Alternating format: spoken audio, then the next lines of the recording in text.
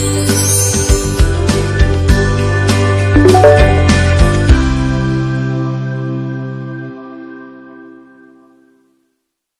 Morning students, कैसे हैं? तो आज अपन आगे सेक्शन बी की तरफ बढ़ेंगे अपने ट्रिग्नोमेट्री सेक्शन पे, लेकिन उससे पहले अपन ये देखते हैं, अपन ने लास्ट क्लास में जहां फिनिश किया था वो था लॉगरिथम। अपन ने कुछ प्रॉपर्टीज देखी थी लॉगरिथम की, वो कुछ ये अपन ने 9 प्रॉपर्टीज देखी थी। आज अपन इन्हीं 9 प्रॉपर्टीज के बेसिस पे कुछ क्वेश्चंस लगाएंगे, मुश्किल से 5 क्वेश्चंस अपन लगाएंगे, जिससे अपने को एक सेंस आएगा कि अपन ने इस प्रॉपर्टीज को कैसे यूटिलाइज किया आगे क्वेश्चन में। तो जैसे ये पहला क्वेश्चन है अपना, यहाँ पे लिखा हुआ है log 100 by log 10।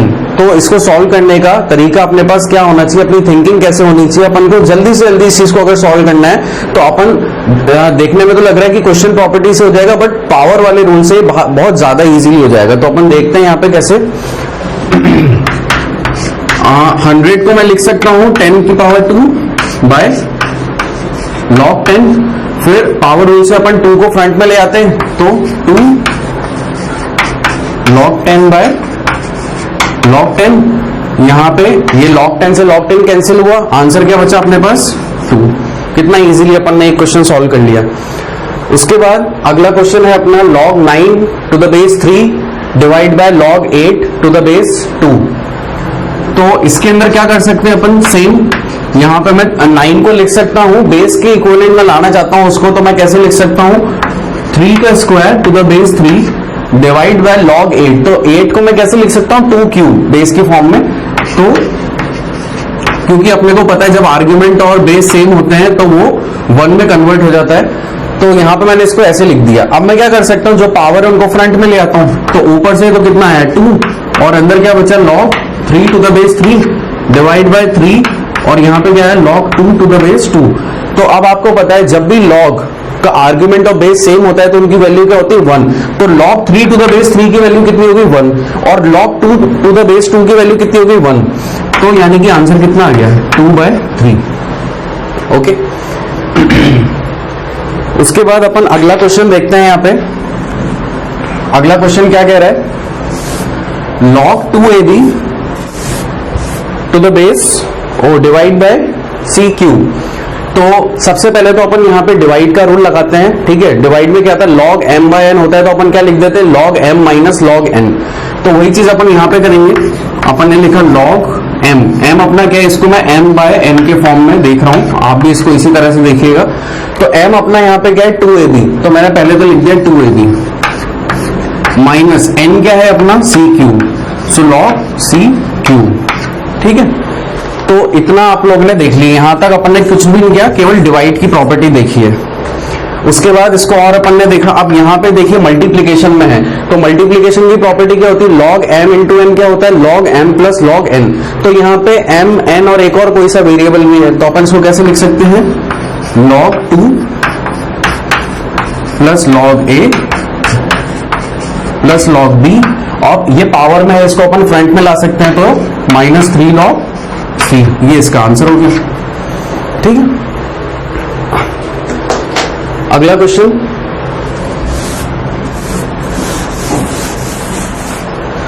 log b की power 10 to the base b minus log of 1 to the base b equal to 10। ये अपने को प्रूव करना है, ठीक है। इसमें आपको इस तरह से मान लीजिए बहुत छोटा क्वेश्चन आ जाए कि है ना, ये ट्रू है या फॉल्स है। ये आपको ऐसे ऑप्शन टिक करने होंगे कि ये जो लाइन लिखी हुई है, जो इक्वेशन है, ये ट्रू है या फॉल्स है। तो बड़े आसानी से अपन चेक कर सकते हैं, log b to the power 10 है और बेस b है, तो अपन ऐसा लिख सकते हैं 10 जो पावर में उसको अपन फ्रंट में ला सकते हैं। तो इसको अपन ऐसे लिख सकते हैं 10 log b to the base b minus log of 1। तो यहाँ पे आपको कुछ कुछ पता चल रहा होगा, जब आर्ग्यूमेंट और बेस सेम होते हैं तो ये तो 1 हो गया, तो 10 इंटू 1 माइनस log ऑफ 1 हमेशा 0 होता है, अपन एक प्रॉपर्टी में पढ़ा था ये। तो यहाँ पे क्या आ गया 10 minus 0 10। So your LHS equal to RHS, यानी कि ये स्टेटमेंट कैसा है, ट्रू है, ठीक है। ट्रिग्नोमेट्री के अंदर अपने को इसकी बेसिक रिक्वायरमेंट क्या है फिजिक्स में, भाई अपन क्यों इसे फिजिक्स में पढ़ रहे हैं, मैथ्स में क्यों नहीं पढ़ रहे? भाई मैथ्स में तो अपन इसे पढ़ेंगे ही पढ़ेंगे, एक अच्छे लेवल पे पढ़ेंगे, लेकिन फिजिक्स में क्या है आपके 11th के AIPMT के सिलेबस में और इवन आपके CBSE के सिलेबस में भी जो 11th है पूरी की पूरी मैकेनिक्स पे बेस्ड है। तो मैकेनिक्स में जब बेस्ड है तो कुछ क्वांटिटीज आती है ट्रिग्नोमेट्रिक क्वांटिटीज, जैसे sign theta, cos theta, tan theta, तो इन सब चीजों के बारे में अपने को इनके एंगल्स पता होने चाहिए, इनका रिलेशन पता होना चाहिए, कुछ फॉर्मुलेज हैं वो पता होने चाहिए। तो उनको याद करने की जगह अपन बहुत सारे फॉर्मुलेज यहाँ पे डिराइव करेंगे जिससे अपने को याद नहीं करना पड़े, अपन सीखेंगे टेबल्स कैसे जनरेट होती है ट्रिग्नोमेट्रिक रेशियोज की। तो स्टार्ट करते हैं बेसिक डेफिनेशन ट्रिग्नोमेट्री की, जिसमें क्या है कि it is a branch of mathematics which basically having a relationship between the length and the angles of a triangle. ठीक है, ये इसका बेसिक डेफिनेशन है। तो इसके अंदर अपन कुछ ये फॉलोइंग सब टॉपिक्स हैं जो अपन डिस्कस करेंगे अपने पूरे लेक्चर में। जो सेक्शन बी में अपन ये 5 पॉइंट डिस्कस करेंगे, जिसमें सबसे पहला अपन सीखेंगे एंगल्स कैसे निकालते हैं। एंगल्स अपन डिग्री में भी निकालेंगे, रेडियंस में भी निकालेंगे। कुछ सिस्टम्स होते हैं वो भी अपन डिस्कस करेंगे इसमें। फिर अपन क्वाड्रेंट देखेंगे कि भाई 4 क्वाड्रेंट कैसे होते हैं, कौन सा फर्स्ट होता है, कौन सा सेकेंड होता है, सिमिलरली। फिर अपन देखेंगे ग्राफ, एक तो साइन का ग्राफ देखेंगे, कोसाइन का देखेंगे। टैन और इतना अपन आप लोग ऑलरेडी मैथ्स में डील कर लेंगे, तो फिजिक्स में अपन साइन और कॉस का देख के अपना काम हो जाएगा। उसके बाद फिर अपन कुछ फॉर्मुलेस देखेंगे, some important formulas of trigonometric and trigonometric ratios. ये रेशियोज क्या चीज होती हैं ये भी अपन देखेंगे। ठीक है, काफी चीजें ट्रिग्नोमेट्री की आपने 10th के सिलेबस में करी है, 10th बोर्ड के सिलेबस में ट्रिग्नोमेट्री है, उसमें आप लोगों ने काफी चीजें कर रखी है, उसी से थोड़ा सा एडवांस्ड है। ठीक है, तो moving on to a first part which is the system of measurement of an angle. अब इसके अंदर अपन जो पहला पार्ट जो डील करेंगे वो होगा सेक्सेजेसिमल सिस्टम, और एक होता है अपना सर्कुलर सिस्टम। तो इसमें क्या फर्क होता है दोनों में वो अपन देखते हैं। देखिए, जो सेक्सेजेसिमल सिस्टम है इसके अंदर क्या होता है कि एक राइट एंगल ट्रायंगल है, आप उसको 90 पार्ट्स में ब्रेक कर दें, 90 इक्वल पार्ट्स में, तो एक पार्ट कितने का हो गया? 1 डिग्री का। अब उसी 1 डिग्री को अगर आप 60 इक्वल पार्ट्स में डिवाइड कर दोगे तो एक जो इक्वल आपने किया वो कितने का हो गया? 1 मिनट का। तो टोटल कितने हो गए? 60 मिनट्स। उसी लिए यहाँ पे लिखा है 1 degree is equal to 60 minute. फिर जो 60 मिनट आया आप उसको 60 इक्वल पार्ट में कर दोगे तो एक पार्ट कितने का हो गया? 1 सेकंड का। टोटल कितने हो गए? 60 सेकंड। तो वही 1 minute is equal to 60 second. ये एक बेसिक फंडा है, अपन इसको यूज करते हैं। जैसे आप सबके पास एंड्रॉइड फोन है, सब लोग अपने उसमें मैप्स वगैरह यूज करते हैं, तो उसमें आपने देखा है कभी आपको लॉन्गिट्यूड लैटिट्यूड की मतलब इंफॉर्मेशन चाहिए होती है, कोई लोकेशन का पॉइंट चाहिए होता है, तो उसमें आपको कुछ आंसर ऐसे आता है कि भाई 120 degree then 44 minute and 55 second east, like this. आपको ऐसा कोऑर्डिनेट मिलता होगा। तो इसका मतलब क्या होता है? 120 डिग्री, और ये 1 डैश का मतलब होता है मिनट, और 2 डैश का मतलब हो गया आपका सेकंड। इस तरह से नोटेशंस होते हैं, तो अपन ये नोटेशंस फॉलो करते हैं, तो इसलिए अपने को पता होना चाहिए बस। अच्छा, इसके बाद सर्कुलर सिस्टम, ये अपने थोड़ा सा काम का है, क्योंकि इसमें अपन क्या है, अपने को बेसिक फंडा इसके अंदर अपन जो एंगल मेजर करेंगे वो किस में करेंगे? रेडियंस में करेंगे। अब रेडियन क्या चीज होती है उसके लिए अपन एक एग्जांपल लेते हैं सर्कल का। इस सर्कल में क्या हो रहा है, देखिए एक पार्टिकल है जिसको मैं यहां पे नाम दे देता हूं, इधर दे देता हूं मैं P और इधर दे देता हूं Q, और इसको मैं नाम देता हूं O। तो एक पार्टिकल है जो P से Q तक जा रहा है, तो वो जब ऐसे मूव कर रहा है तो यहां से अगर अपन सेंटर से देखें तो उसका कुछ ऐसा प्रोजेक्शन दिख रहा है जिसमें थीटा एंगल बन रहा है। अब अगर अपने को थीटा एंगल निकालना हो तो अपन कैसे निकालेंगे? भाई कुछ ना कुछ आर्क उसकी आ रही है और थोड़ा बहुत रेडियस अपने को यहाँ पे दिख रहा है कि भाई O से P तक इतना रेडियस है, तो एक बेसिक फॉर्मूला होता है इसका आर्क बाय रेडियस। ठीक है, तो ऐसे अपन रेडियंस में कन्वर्ट करते हैं। लेकिन अब अगर आपसे कोई पूछे यार 1 रेडियन में कितना होता है, तो अपन बहुत इजीली कैलकुलेट कर सकते हैं। भाई ये अगर मैं यहां से लेकर के यहां तक का आपसे एंगल पूछूं तो ये कितना होगा? 360 डिग्री। ठीक है, तो अपन क्या लिख सकते हैं कि 2 पाई क्या radian is equals to 360 degree. इतना अपने को पता होता ही है। अब अगर आपसे कोई पूछे 1 रेडियन में कितना होता है, तो अपन बड़े आसानी से लिख सकते हैं 1 radian is equals to 360 divide by 2 pi. और पाई की वैल्यू कितनी होती है? पाई होता है अपना 3.14। तो ये वैल्यू आप यहाँ पे पुट कीजिए, 360/2 इंटू 3.14 कीजिए, आपका आंसर आएगा कुछ ये आपका आंसर आएगा 57.3। तो एक रेडियन में कितने डिग्री होते हैं? 57.3 डिग्री। अच्छा चलिए यहां तक तो आ गया, लेकिन अब अगर आपके सामने क्या होंगे, फिजिक्स में कुछ ऐसे क्वेश्चंस आएंगे, रोटेशनल में, सर्कुलर में, और कहीं पे भी, मतलब फिजिक्स में तो कैसे भी क्वेश्चन डिजाइन कर सकते हैं अपन। तो उसमें अगर आपसे कोई क्वेश्चन में डिग्री दे रखी है और आपसे पूछ रहा हो कि भाई रेडियंस में इसका आंसर कितना होगा, या रेडियंस में दे रखा होगा उसका एंगल और आपसे बोलेगा डिग्री में उसको कन्वर्ट करना होगा, तो ये अपन कैसे करेंगे? तो इसके लिए अपन क्या कर सकते हैं, अपन इस चीज को फॉलो कर सकते हैं। अगर आपसे कोई पूछ रहा है कि भाई डिग्री से रेडियन में कन्वर्ट करना है, तो अपन क्या करेंगे, π/180 से मल्टीप्लाई कर देंगे। और अगर कोई रेडियन से डिग्री में जाना चाहता है तो फिर 180 डिग्री बाय पाई। सिंपल सा फंडा है। ये चीज अपने को याद रखनी है हमेशा कि जब भी अपने को डिग्री से रेडियन में जाना है तो π/180, और रेडियन से डिग्री में जाना है तो 180/π से मल्टीप्लाई करना है, और कुछ भी नहीं करना। इसी पे बेस्ड अपन कुछ और एग्जांपल्स भी देखेंगे आगे, जो कि आपको, जिससे आपको हेल्प मिलेगी आगे सवाल लगाने में। अब जैसे ये है, convert the following into radiance, ठीक है। पहला सवाल आपका 90 डिग्री, इसको अपने को रेडियंस में कन्वर्ट करना है, तो अपन कैसे लिख सकते हैं, 90 इंटू π/180, ठीक है। 1 0 से 1 0 गया, 9 2 जा 18, तो आंसर क्या आ गया, π/2 रेडियन। मैंने कुछ भी नहीं किया, केवल डिग्री को रेडियन में कन्वर्ट करने के लिए π/180 से मल्टीप्लाई कर दिया। जैसा कि अपन ने नोट में लिखा था कि डिग्री से रेडियन में जाने के लिए क्या करना है, π/180 से मल्टीप्लाई करना है। मैंने यहाँ पे वही चीज करी। ऐसे ही अपन सारे क्वेश्चन से कर सकते हैं। जैसे अगर आपको 45 डिग्री पे करना है, 45 इंटू π/180, तो यहां पे आपका कितना आंसर आएगा, ठीक है। तो एक तो ये हो गया, ये 5 टाइम गया, तो कितना आ गया आपका π/4, ठीक है। फिर आगे देखते हैं अपन और क्वेश्चन। 60 डिग्री दिया हुआ है, ये अभी तो अपने को ऐसे करने पड़ रहे हैं, लेकिन जब आपको इसके यूज टू हो जाएंगे तो आप डायरेक्टली लिखने लग जाएंगे, फिर आपको इंटू π/180 नहीं करना पड़ेगा, ठीक है। फिर ये 60 डिग्री को करना है, π/180, 1 0 से 1 0,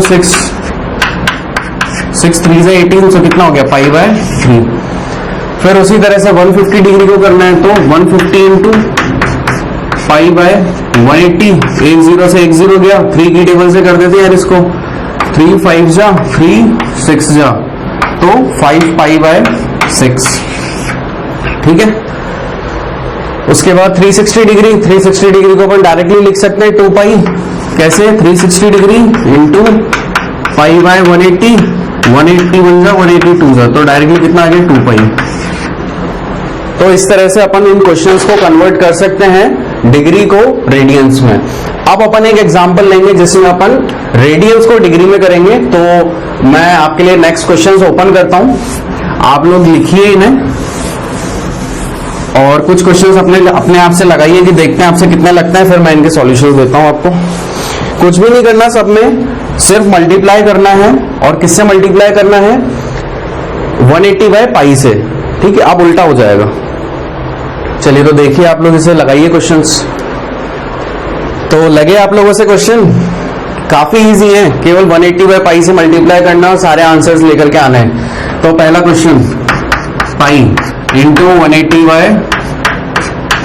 degree by pi, so pi से पाई कैंसिल, पहला आंसर आ गया अपना 180 डिग्री। चलिए दूसरा सवाल, π/2, इसको भी किससे मल्टीप्लाई करना है, 180/π से, तो पाई से पाई कैंसिल, 2 से 9 टाइम कैंसिल, तो कितना आ गया अपना 90 डिग्री, ठीक है। फिर सी अपना है, सी 3π/2, सो 3π/2, इसको भी क्या करना है अपने को, 180 डिग्री बाय पाई, पाई से पाई कैंसिल, 2 9 टाइम्स 18, 9 3 जा 27, so this is your 270 degree, यहां से आ गया। 3 सवाल अपने हो गए। उसके बाद डी, दिस इज π/4, सो π/4 अपन ने अभी जब थोड़ी देर पहले क्वेश्चन किया था, तो अगर आपको याद आ रहा हो तो डायरेक्टली 45 डिग्री अपन लिख सकते हैं, लेकिन फिर भी अपन तो सॉल्व करेंगे। तो यहां पे क्या लिखूं मैं, 180 degree by pi, so this and 2 and 2 45 time, ये आपका 45 डिग्री आ गया। ठीक है, लास्ट क्वेश्चन है पाई बाय 6। तो इसको डायरेक्टली भी कर सकते हैं, ठीक है, मल्टीप्लाई करने की जरूरत नहीं। अपने को पता है पाई कितना होता है 180 डिग्री, तो पाई की जगह आप 180 रखिए, 180 बाय 6, तो 6 3 जा 18, तो यानी कि आंसर इसका कितना आना चाहिए 30 डिग्री। ऐसे भी अपन डायरेक्ट कर सकते हैं, जरूरी नहीं है हर बार अपने को मल्टीप्लाई करके ही दिखाना पड़े, कुछ चीजें डायरेक्ट भी हो जाएंगी। और जितना ज्यादा आप प्रैक्टिस करेंगे आपके डायरेक्टली आंसर्स आने चालू होंगे, माइंड में कैलकुलेशन होगी, और अपने को इतनी स्पीड मेंटेन करके चलनी ही पड़ेगी। अगर अपन को AIPMT का एग्जाम फाइट करना है तो इतनी स्पीड होनी चाहिए। वहां पे 45 क्वेश्चन आते हैं आपके, जिसको आपको 3 घंटे में सॉल्व करने पड़ते हैं, तो इतनी स्पीड अपने को रखनी चाहिए कि अपन जल्दी जल्दी सवाल लगा सकें। तो अब इसके बाद अपन कुछ अच्छे क्वेश्चंस लेंगे, मिसलेनियस एग्जांपल्स, जिससे आपको और अच्छी फील आएगी अपन ने जो भी अभी तक पढ़ा है। तो पहला क्वेश्चन है इसमें, a circular arc of length pi centimetre, find angle subtended bye it at the centre in radiance and degree. अब अपने को दोनों में निकालना है, रेडियंस में भी निकालना है। पहले तो आंसर कैलकुलेट करना है कि भैया थीटा आएगा कितना। एक बार जब थीटा आ गया तो उसके बाद अपने को यह बताना है कि रेडियंस में उसका आंसर कितना आ रहा है और डिग्री में उसका आंसर कितना आ रहा है। तो यहाँ पे आप लोग कुछ अगर रिलेट कर पा रहे हैं, अपन ने थोड़ी देर पहले रेडियंस जब अपन पढ़ रहे थे कि रेडियन को कैसे कैलकुलेट करते हैं, तो अपन ने देखा था एक सर्कुलर एक एग्जांपल ये था जिसमें P से Q तक एक आर्टिकल जा रहा था अपना, तो उसमें अपन ने क्या किया था, arc by radius is equals to our theta, ये अपन ने रखा था, जिसका अपन ने फॉर्मूला भी लिखा था, theta is equals to S upon R.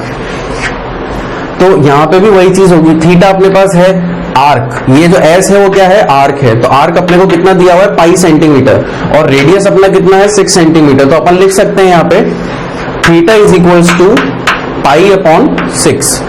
तो पाई बाय 6 कितना होता है, पाई कितना है अपना 180 डिग्री, सो 180 बाय 6 यानी कि 30 डिग्री। ठीक है, तो ये तो आ गया डिग्री में, और ये वाला आंसर आ गया अपना किसमें, रेडियंस में। अगला क्वेश्चन देखते हैं। अगला क्वेश्चन क्या कह रहा है, ये क्लॉक से रिलेटेड प्रॉब्लम है, ये डायरेक्टली क्लॉक से रिलेटेड प्रॉब्लम नहीं आएगी एग्जाम में, थोड़ा घुमा फिरा के वो लोग देते हैं, बट फिर भी अपन एक सिंपल सा देखते हैं। यहां पे कह रहा है when a clock shows 4 o'clock as in figure 1.2 which you can see over here, how much angle does its minute and hour needle make. तो ये अपने को बताना है कि भाई ये जो 4 बजा रही है घड़ी, तो जब 4 बज रहे हैं तो वो एंगल कितना हो रहा है। ये छोटी सुई है अपनी, ठीक है, यहाँ पे कहीं पे 4 बज रहे हैं, और ये जो थीटा आ रहा है ये कितना है। तो इसको समझने के लिए अपन क्या करते हैं, सबसे पहले तो एक अपन अपनी एक रफ क्लॉक बनाते हैं, ये उसका सेंटर हो गया। अब अगर मैं आपसे कह रहा हूं कि एक नीडल जो है वो यहां से स्टार्ट करके पूरा 360 रोटेशन करती है, तो टोटल कितने आवर्स होते हैं अपने 12, और पूरा रोटेशन कितना हो गया 360। तो अपन ये कैलकुलेट कर सकते हैं यार कि 1 घंटा जब होता है ना तब कितने डिग्री होते हैं, क्योंकि अपने को तो 4 बजा रहे हैं, 1 घंटे पे अपने को पता चल जाए कितना एंगल रहता है, तो अपन उसको इंटू 4 कर देंगे तो अपना आंसर आ जाएगा। तो अपन ने क्या किया, 360 डिग्री बाय 12, ये करने से अपने को क्या पता पड़ेगा कि 1 घंटे पे कितना एंगल बनता है वो पता चल जाएगा। तो ये कितना आ गया अपना 12 3 जा 36, तो यानी कि यार 30 डिग्री एंगल कुछ बनता होगा जब 1 आवर होता है। तो अपने पास कितने आवर हो रहे हैं 4, तो 4 इंटू अगर अपन 30 डिग्री कर दें तो कितना आंसर आ गया 120 डिग्री। अब 120 डिग्री तो अपने डिग्री में आंसर आ गया। इसने चलो इसने तो पूछा ही नहीं है, इसने तो ऑप्शन दे दी अपने को 4। अब यहाँ पे 120 डिग्री ऑप्शन तो सही है, लेकिन अगर आप अच्छे से देखो तो यहाँ पे रेडियंस में भी 120 डिग्री बन रहा है। चलो अपन तो अपनी तरफ से बना करके देखते हैं, ठीक है। पाई बाय 180 डिग्री क्या होता है, डिग्री को रेडियन में कन्वर्ट करने के लिए पाई बाय 180 से मल्टीप्लाई करना पड़ता है। तो यहाँ पे अपन ने मल्टीप्लाई कर दिया और अपन अब कैंसिल आउट कर रहे हैं।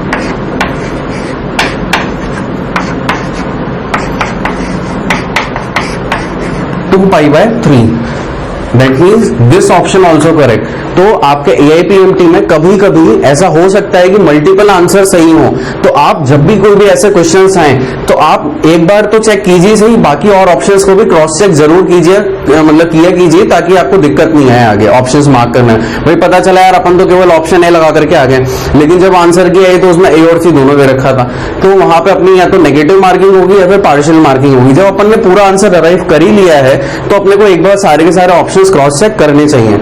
तो आप यहां तक की चीजें नोट कीजिए, उसके बाद अपन आगे देखते हैं। चलिए, तो अब अपन थोड़ा सा ट्रिग्नोमेट्री के अंदर और जाते हैं, देखते हैं कि और क्या क्या चीजें हैं। तो कास्ट रूल देखते हैं अब अपन। कास्ट रूल में क्या होता है कि ये अपना प्लेन है, एक्स वाई एक्सिस है, यहाँ पे 4 क्वाड्रेंट होते हैं, तो इन क्वाड्रेंट की एक लोकेशन होती है। ये एक्स एक्सिस होता है, ये वाई एक्सिस होता है, ये पॉजिटिव एक्स एक्सिस, ये नेगेटिव एक्स एक्सिस, ये पॉजिटिव वाई और ये नेगेटिव वाई, ये नेगेटिव वाई और ये नेगेटिव एक्स। तो ये फर्स्ट क्वाड्रेंट होता है अपना, ये सेकंड, ये थर्ड और ये फोर्थ। अब कास्ट रूल इसे क्यों कहते हैं? क्योंकि भाई लोगों ने बोला है कि यहाँ पे all trigonometric ratios are positive, यहाँ पे बोला only sine and cosec are positive, यहाँ पे बोला only tan and cot are positive, और यहाँ पे बोला cos and sec are positive. तो अब ये उन्होंने बोल तो दिया, लेकिन अपन ये हर चीज को तो याद नहीं कर सकते, अपने को पता होना चाहिए कि अगर ऐसा हो रहा है तो क्यों हो रहा है। तो अपन उस चीज को देखते हैं यहाँ पे।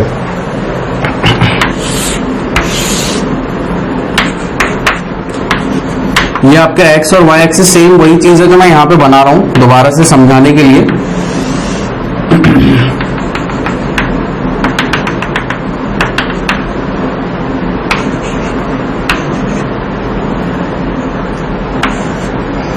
ठीक है, मैंने क्या किया, इस एक्सिस के ऊपर एक लाइन डाल दी और वाई एक्सिस उधर ले लिया और एक्स एक्सिस ऐसे रख दिया। तो अब क्या है कि अपने को कौन कौन से रेशियोज जो है पता होने चाहिए। एक तो साइन थीटा, एक कॉस थीटा और एक टेन थीटा। ठीक है, ये सब चीजें अपने को पता होनी चाहिए। तो अब जो अपना साइन थीटा होता है वो होता है परपेंडिकुलर अपॉन बेस। ये सब चीजें आप आगे देखेंगे, लेकिन अभी अगर अपने को ये चीज पता करनी है कि ऐसा क्यों हो रहा है, तो अभी आप ये मान के चलिए कि बस साइन थीटा होता है परपेंडिकुलर अपॉन बेस। तो यहां पे अपना परपेंडिकुलर है y और बेस है अपना perpendicular upon hypotenuse, so y by r।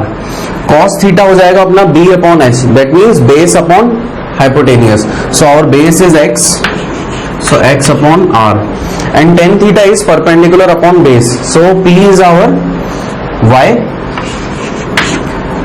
and b is our x। ये चीजें अपन ने देख ली। अब अपन इस एक्सिस, इस ग्राफ के अंदर देखते हैं कि कौन सी चीजें पॉजिटिव है और कौन सी नेगेटिव है। अगर ये कोऑर्डिनेट है x, y, तो फर्स्ट क्वाड्रेंट में x भी पॉजिटिव होता है और y भी पॉजिटिव होता है।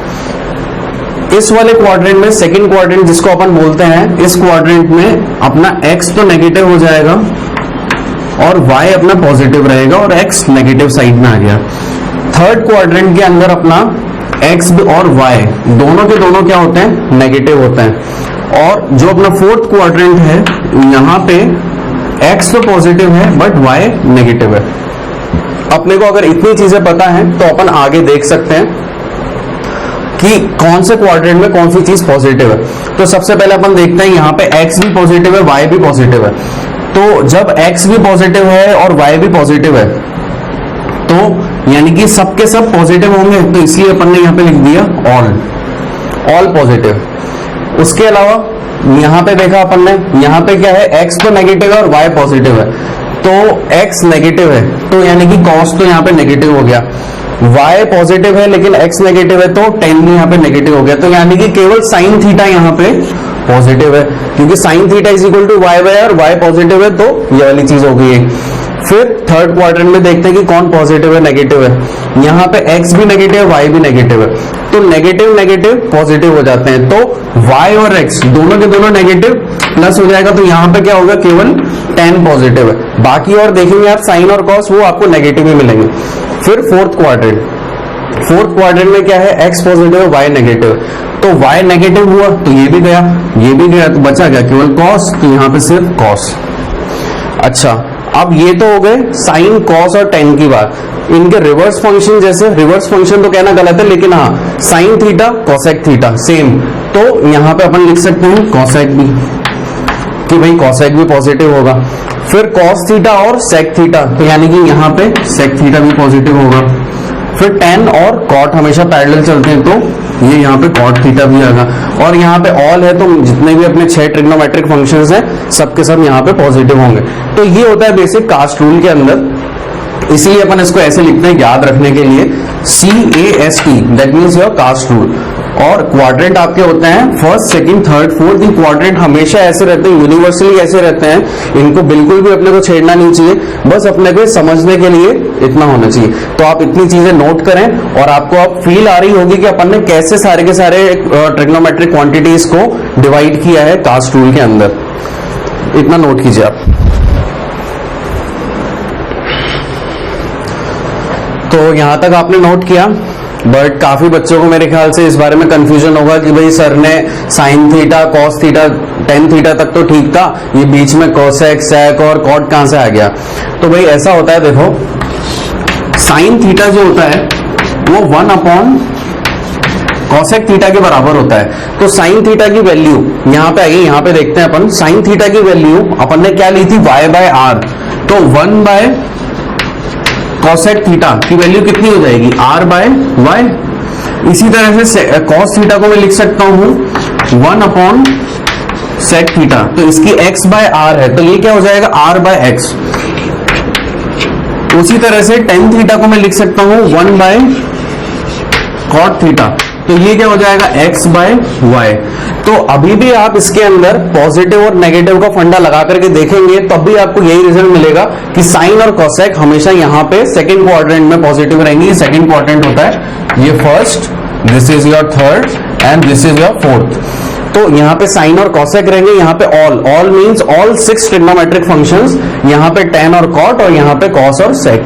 मेरे ख्याल से आप किसी को डाउट नहीं होगा कि यहाँ पे अपन ने किस तरह से इनको चारों क्वाड्रेंट में डिवाइड किया, उनके पॉजिटिव और नेगेटिव साइन देखें। With this now we are going to start trigonometric table. अपन जनरेट करना सीखेंगे। भाई ट्रिग्नोमेट्रिक टेबल जो है याद करने में तो बहुत डिफिकल्ट है, मैं आपकी बात से एग्री करूंगा। तो अपन इसको याद ही नहीं करेंगे, अपन क्या करेंगे, अपन ये टेबल जनरेट करना सीखेंगे कि ये टेबल बनती कैसे है।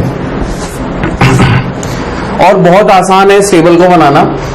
पहले अपन ब्रीफ में देखते हैं कि अगर अपने को एक शॉर्ट ट्रिक है, ठीक है, अगर अपने को साइन थीटा की फर्स्ट लाइन याद हो तो क्या अपन बाकी और चीजें बना सकते हैं या नहीं बना सकते हैं। देखिए साइन थीटा की अगर वैल्यूज आपको आ गई, फर्स्ट कीजिए कि आपको याद है फिलहाल, तो आप क्या करेंगे, उसी टेबल को उल्टा कर दीजिए। 1 यहां से उठा के 1 यहां रख दीजिए, ये वाला यहां रख दीजिए, ये सेम हो गया, ये इधर और ये इधर, तो रिवर्स हो गया एक तरह से। फिर टेन थीटा का नॉर्मल सा फॉर्मूला होता है, tan theta is equals to sine theta by cos theta. अगर आपको ये फॉर्मूला पता है तो टेन की टेबल जनरेट हो जाएगी। टेन थीटा क्या होता है, sign theta by cos theta. ठीक है, चलो भाई साइन थीटा कितना, यानी कि साइन 0 डिग्री पे जो है उसको डिवाइड कर दो कॉस 0 डिग्री पे, तो 0/1, तो 0/1 इज योर 0। फिर 1/2 बाय √3/2, तो यानी कि कितना आ गया 1/√3।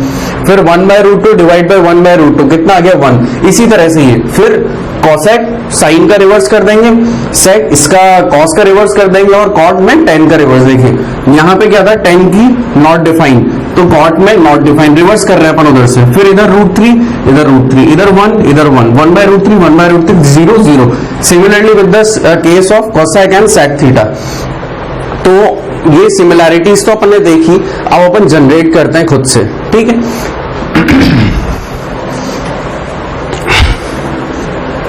चलिए तो जनरेट करते हैं अपन अपनी टेबल। एक ब्लैंक टेबल है मेरे पास।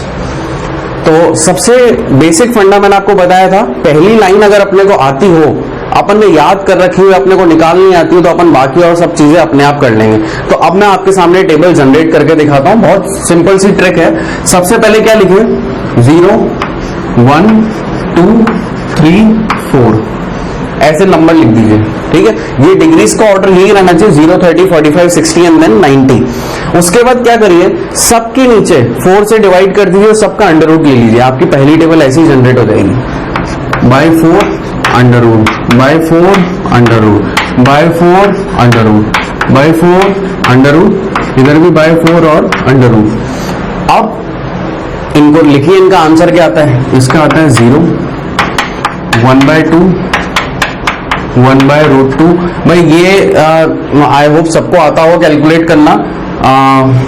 इसको देखो मैं यहाँ पे लिख देता हूं, अगर √2/4 लिखा हुआ है, √2/√4, तो √2 तो ऊपर है और नीचे √4 को मैं लिख सकता हूँ 2 और 2 को भी ब्रेक कर सकता हूँ। √2 इंटू √2 में एक √2 से एक √2 कैंसिल हुआ तो बचा क्या, 1/√2, ठीक है। तो वही मैंने लिखा है 1/√2 यहाँ पे। फिर उसके बाद √3/4 है, तो इसको लिख सकता हूं मैं √3/2, और ये कितना हो गया, 1 हो गया, ठीक है। तो पहली अपने पास क्या आ गया, 0, हाफ, 1/√2, √3/2 और 1। अब मैं आपको पहले की टेबल पे लेके जाता हूं, देखिए आप वैल्यूज चेक कीजिए कि यही वैल्यू आई थी या नहीं आई थी। देखिए सबसे पहले 0 आया था, फिर 1/2 1/2, फिर 1/√2 तो अपना भी 1/√2 आया, फिर √3/2 अपना भी √3/2 आया, फिर 1 तो अपना भी 1 आया, ठीक है। तो ये थोड़ा सा एक स्मार्ट तरीका था पहली लाइन को करने का। फिर मैंने आपको कहा था अगर आपको एक लाइन आ जाती है तो बाकी की लाइंस निकालना कोई बड़ी चीज नहीं है, फिर तो बस वैल्यूज रिवर्स करनी होती है। तो कॉस के लिए अपन क्या करेंगे, वहां से वैल्यूज रिवर्स करना चालू करिए, 1 √3/2, देन 1/√2, हाफ एंड देन 0। फिर 10 के केस में मैंने आपको बताया था tan थीटा क्या होता है, sin theta upon cos theta. ये वाला फॉर्मूला पता है तो अपन ये निकाल लेंगे, 0/1 0, देन 1/2 डिवाइड बाय √3/2, तो 1/√3, this is 1, this is your √3 and this is not defined. भाई 1/0 डिफाइन होता है क्या, नहीं होता है, इसलिए नॉट डिफाइन लिख दिए, इसको इन्फिनिटी लिख दो, कुछ भी लिख दो, नॉट डिफाइन लिख दो, ठीक है। फिर उसके बाद cosec थीटा, cosec थीटा अभी अपन ने देखा था sin theta is equal to 1/cosec theta होता है, तो cosec थीटा क्या होगा, 1/sin थीटा। तो sin 0 कितना है अपना, 0, तो cosec कितना हो जाएगा, 1/0। अब भाई 1/0 डिफाइन है क्या, नहीं है, तो इसको लिख दिया अपन ने क्या, नॉट डिफाइन। फिर उसके बाद 1/2 का रिवर्स हो जाएगा, तो यानी कि कितना हो जाएगा, 2। फिर 1/√2, तो ये कितना हो जाएगा, √2/1, √3/2, तो ये कितना हो जाएगा, 2/√3। फिर 1/1, तो ये तो 1 हो गया। अब sec theta, cos theta is equal to 1/sec theta अपन ने देखा था, तो sec थीटा कितना हो गया, 1/cos थीटा, तो 1/1। उसके बाद √3/2, तो दिस इज योर 2/। अच्छा, इसको आप ऐसे भी कर सकते हैं और आप चाहें तो cosec की टेबल को ही रिवर्स में ला सकते हैं। याद है अपन ने sin थीटा निकाला तो अपन ने वहां से रिवर्स किया था, सेम cosec की जो टेबल निकली उसी को भी अपन रिवर्स कर सकते हैं, तब भी वैल्यू वही होगा, ठीक है। अब देखो रिवर्स करके आए तो 1 यहाँ लिखा, 2/√3 यहाँ लिखा, अब √2 यहाँ आना चाहिए। अपन वैसे भी चेक कर लेते हैं कि क्या आता है। cos थीटा अपना कितना था, 1/√2, इसको रिवर्स करेंगे तो क्या होगा, √2। अपन एक ही चीज को दो तरह से भी क्रॉस चेक करके कर सकते हैं, ठीक है। Then cot theta, cot theta के केस में भी वही tan theta is equal to 1/cot theta और cot theta is equal to 1/tan theta. और अपन tan थीटा की वैल्यूज को इनवर्स करके रिवर्स करके जैसे भी आप बोलना चाहे वैसे लिख सकते हैं, प्लस अपन tan थीटा की वैल्यूज को यहां से भी लिखना चालू कर सकते हैं। तो पहला आ गया है not defined, then √3, then 1, then 1/√3 और देन 0।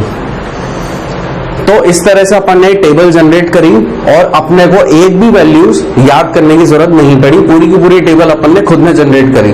बस आप ये बेसिक लाइन याद रखिए। सबसे पहले अपन ने क्या किया, 0, 1, 2, 3, 4 लिखा, सबको 4 से डिवाइड किया और सबको अंडर रूट कर दिया। तो जो पहली लाइन आई उसी से अपन ने और सारी की सारी चीजें कैलकुलेट करी। तो अपने को पहली लाइन भी याद करने की जरूरत नहीं है, काफी बेसिक थी। और आई एम श्योर कि जब आप बहुत ज्यादा प्रैक्टिस करेंगे क्वेश्चंस को तो आपको वैल्यूज ऑटोमेटिकली याद रहेंगी, उनको ऐसे टेबल से अपने को देखना नहीं पड़ेगा। तो आप पहले इतना टेबल बनाना सीखिए, एक बार खुद प्रैक्टिस कीजिए, इसके बाद अपन आगे की चीज देखते हैं। चलिए, तो आप लोगों ने नोट कर ली होगी ये टेबल और आपको तरीका भी पता चल गया होगा अपन ने कैसे इसको कैलकुलेट किया, पूरी टेबल को अपन ने कैसे जनरेट किया। अब एक बेसिक सी चीज कि ये अपन ने कर तो लिया, टेबल अपन ने निकाल ली, इससे अपने को फायदा क्या हो रहा है, केवल 0 से 90 डिग्री तक की जो वैल्यूज हैं वो अपने को आ रही हैं। इसके ऊपर की वैल्यूज अगर आपसे कोई पूछे cos 120 डिग्री की value, sin 120 degree, sin 240, sin 450, sin 720, similarly other trigonometric function में भी कोई सा भी आप ले लीजिए, तो उसमें आप वैल्यूज कैसे बताएंगे, तो वहीं पे अपना क्या होता है, कास्ट रूल काम आता है। कास्ट रूल का सिग्निफिकेंस केवल इतना नहीं है कि केवल क्वाड्रेंट डिफाइन करना, कौन से ट्रिग्नोमेट्रिक क्वांटिटी कहां पे पॉजिटिव है कहां पे नेगेटिव है, सिर्फ इतना नहीं है। कास्ट रूल का जो सिग्निफिकेंस है वो इसी पे ही है कि जब 90 से डिग्री क्रॉस हो रही है तब कास्ट रूल अपना काम आता है। वो अपने को बताता है कि भाई ठीक है, वैल्यू उसका आंसर ये है और उसका साइन पॉजिटिव है, नेगेटिव है, या फिर ये ट्रिग्नोमेट्रिक क्वांटिटीज है, फिर ये मतलब पूरी डिटेल में अगर अपने को कोई चीज बताती है तो कास्ट रूल बताती है। तो अब इस टेबल के बाद अपन कुछ चीजें पढ़ने वाले हैं, कुछ ट्रिग्नोमेट्रिक के ही रिलेटेड कुछ 4 पॉइंट्स हैं जो मैंने आपके बेसिक नॉलेज के लिए डाले हैं। उससे अपने को पता चलेगा पूरा कि कैसे अपन आगे के डिग्रीज के लिए वैल्यू कैलकुलेट करते हैं। तो जैसे सबसे पहले यहां पे लिखा हुआ है trigonometric functions of an angle 2n pi plus theta. अब जैसे यहां पे ये लिखा हुआ है, सपोज मैं यहां पे अभी ये वाली चीज आपकी हाइड कर दूं, sign theta, cos theta, tan theta, तो आपको कैसे पता चलेगा कि इसका आंसर ये आ रहा है? तो बड़ा सीधा सा तरीका है, अपन वही बनाते हैं दोबारा से, कास्ट रूल।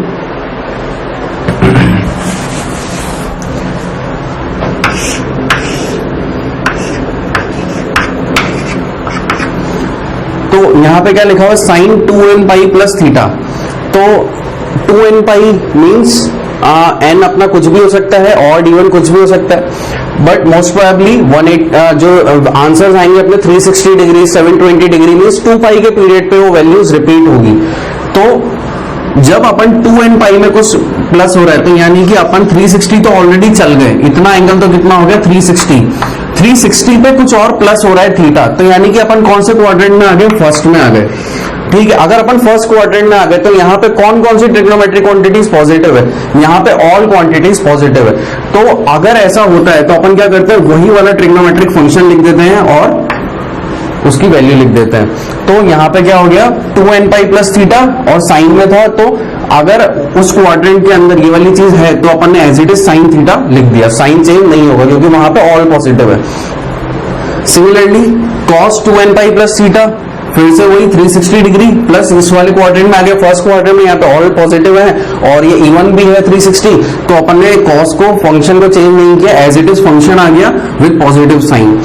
टेन थीटा में भी यही 360 डिग्री प्लस थीटा, फिर से अपन फर्स्ट क्वाड्रेंट में आ रहे हैं, तो फर्स्ट क्वाड्रेंट में आ रहे हैं प्लस 360 डिग्री, 2 पाई का जो पीरियड है वो इवन पीरियड है, तो वहां पे साइन चेंज तो इसलिए नहीं हो रहा क्योंकि अपन फर्स्ट क्वाड्रेंट में वहां पे ऑल पॉजिटिव है और इवन पीरियड होने की वजह से जो फंक्शन होता है ट्रिग्नोमेट्रिक फंक्शन वो सेम रहता है, तो इसलिए यहाँ पे टेन थीटा।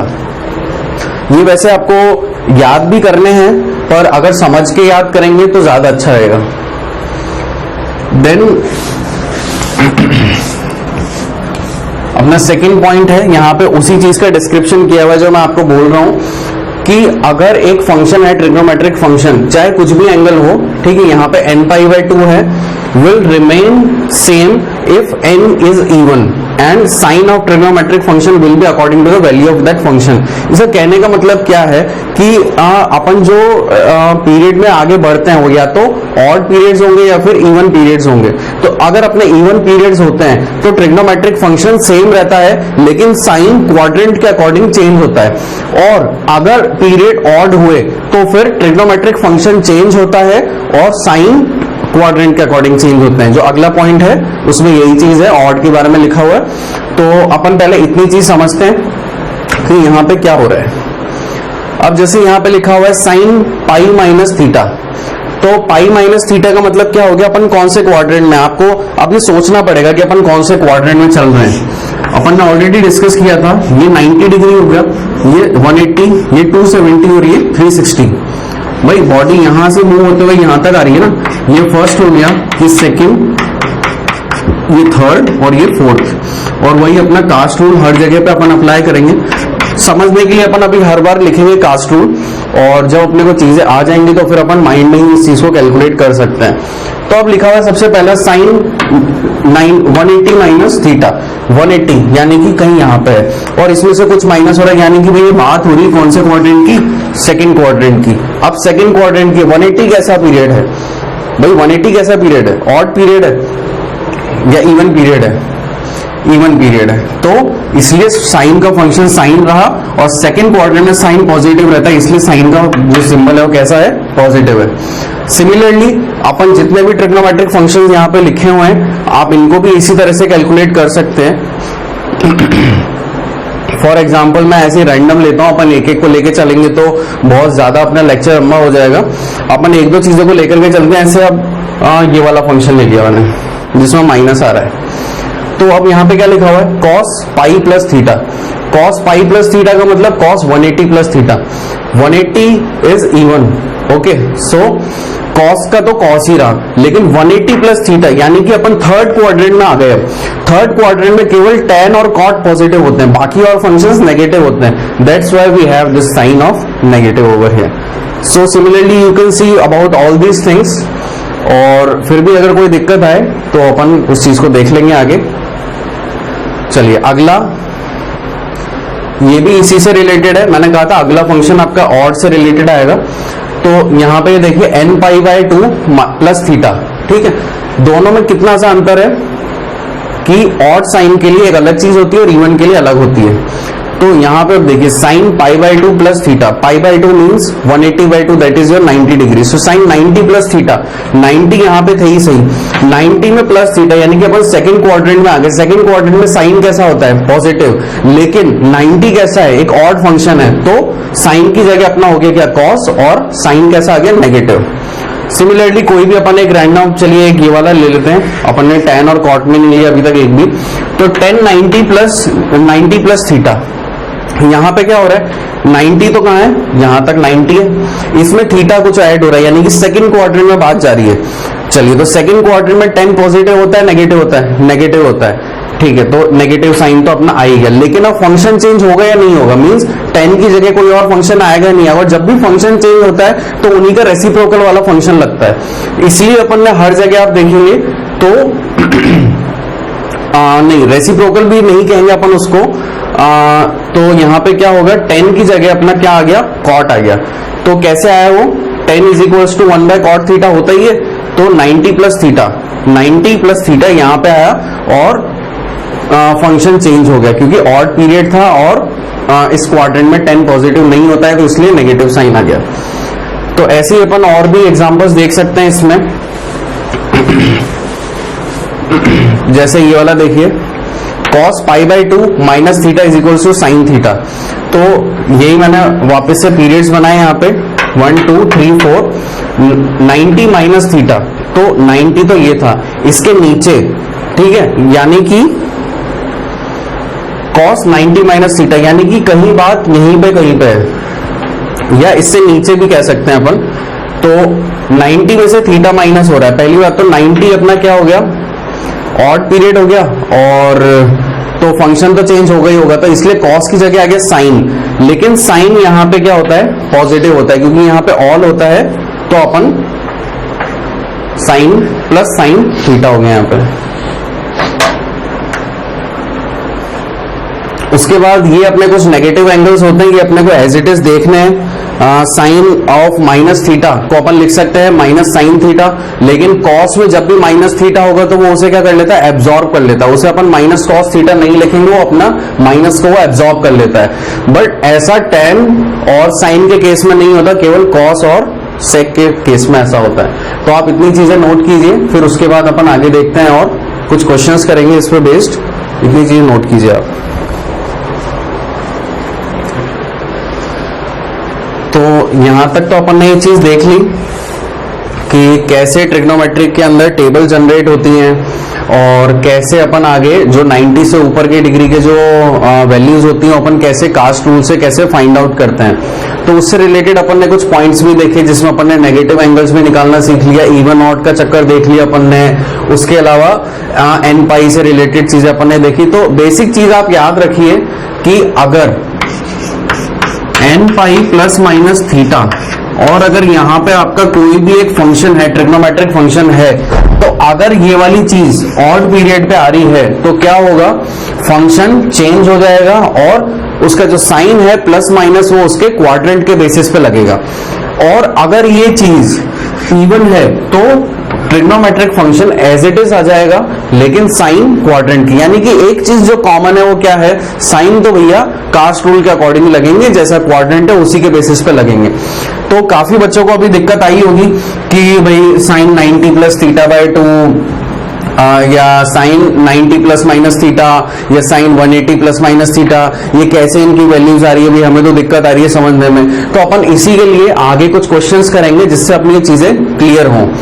तो लेकिन उस पर जाने से भी पहले अपन एक बार देख लेते हैं कि भाई साइन और कॉस का ग्राफ कैसा होता है, क्योंकि आगे जब अपन पढ़ेंगे वेव, साउंड वेव्स और कुछ एसएचएम से रिलेटेड चीजें, तो उसमें कर्व जो होते हैं वो साइन और कॉस के फॉर्म में होते हैं। तो अपन एक बार देख लेते हैं, एक आइडिया मिल जाएगा, बाकी तो डिटेल में आप पढ़ेंगे इसे, इसको मैथमेटिक्स में। तो साइन का कुछ कर्व जो होता है इस तरह से होता है। अच्छा, अब ये कर्व को अपन भी ड्रॉ कर सकते हैं, इसमें कोई दिक्कत नहीं है। अपने को अब साइन की टेबल आती है, साइन 0 कितना होता है 0, sine 30 half, then sine 45 degree 1/√2, sine 60 √3/2 और साइन 90 कितना होता है 1। तो अपन इसी तरह से 90 के पीरियड पे आगे बढ़ते हैं और देखते आते हैं। तो साइन 0 कितना था 0, इसलिए 0 पे वैल्यू कितनी आ गई 0। फिर साइन 90 कितना होता है 1, तो ये 90 1π/2, भाई अब तो आपको आ गया है डिग्री और रेडियन में कैसे चीजें कन्वर्ट होती हैं। तो मैं बार बार इसको नहीं बताऊंगा कि ये 90 है, π/2 means this is a 90 degree, तो ये π/2 हो गया। साइन 90 पे वैल्यू कितनी होती है 1, तो 1 आ रही है। उसके बाद साइन 180, ये पीरियड आगे शिफ्ट होते रहता है तो अपन वैल्यूज आराम से कैलकुलेट कर सकते हैं। तो साइन 180 पे अपन बहुत इजीली कैलकुलेट कर सकते हैं। तो 180 पे कितनी वैल्यू होती है इसकी 0, तो यानी कि यहाँ पे 0 पे वापस से ग्राफ नीचे आ गया। फिर 3π/2 आप इजीली आगे कन्वर्ट कर सकते हैं, तो वो कितनी आएगी वैल्यू उसकी -1। फिर 2π पे 0, इसी तरह से ग्राफ आगे बढ़ता जाता है। अब अपने को इसके अंदर जो चीज अपने काम की है, ग्राफ तो आप लोग बना ही लेंगे, लेकिन जो चीज समझने की है कि ये ग्राफ कैसे आ रहा है, भैया इसमें सिमेट्री है। वो सिमेट्री कैसे है देखो, मैं यहां पे लिख देता हूं इसको 30 डिग्री, इसको मैं लिख देता हूं 60 डिग्री, ये 90 आ ही गया। फिर ये 120 डिग्री और ये 150 डिग्री। आप और एंगल्स पर भी इसमें सिमेट्री ढूंढ सकते हैं। सिमिलरली ये हो गया आपका 180 से प्लस गए तो अपन यहाँ पे 240 से और प्लस गए तो 270, देन 270 से आगे ऐसे सो एंड सो फोर्थ अपन आगे निकाल सकते हैं। तो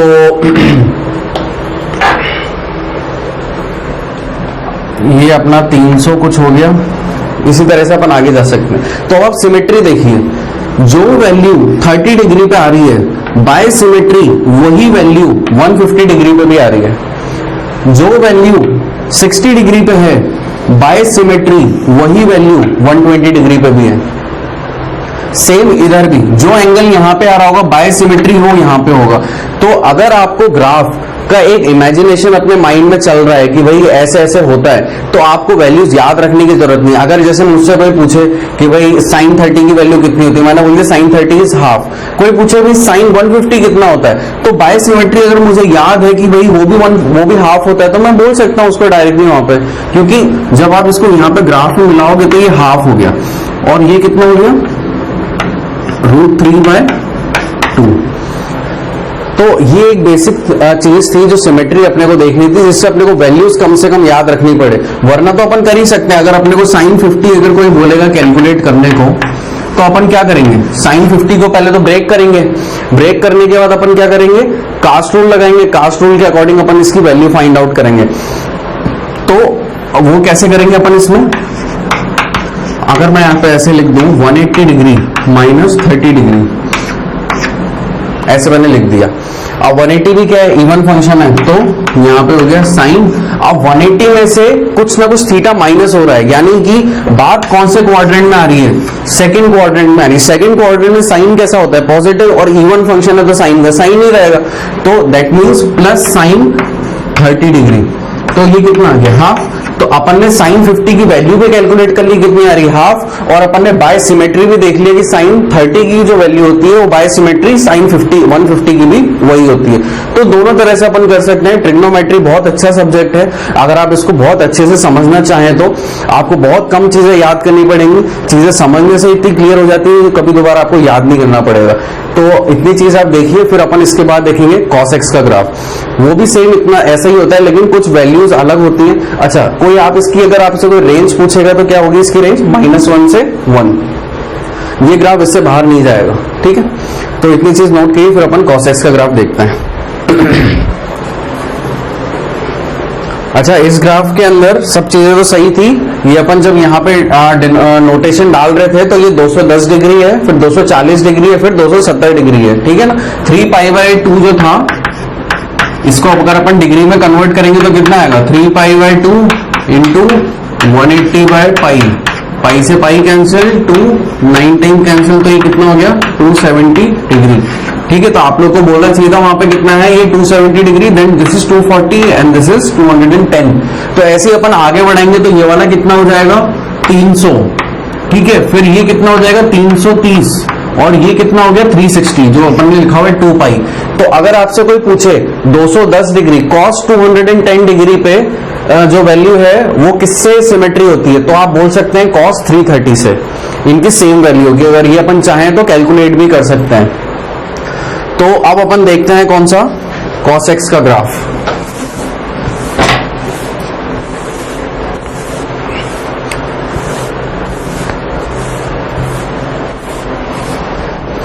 अच्छा, अब अगर अपन इसको बहुत अच्छे से ऑब्जर्व करें तो कितना सा चेंज हुआ, साइन x का ग्राफ 0 से स्टार्ट हो रहा था, cos x का ग्राफ -π/2 से स्टार्ट हो रहा है। देखो ये x एक्सिस है, y एक्सिस है ये, और ये वाली y एक्सिस है, ये y एक्सिस के इधर से स्टार्ट हो रहा है और ये y एक्सिस से थोड़ा उधर हो गया। यानी कि मैंने क्या किया,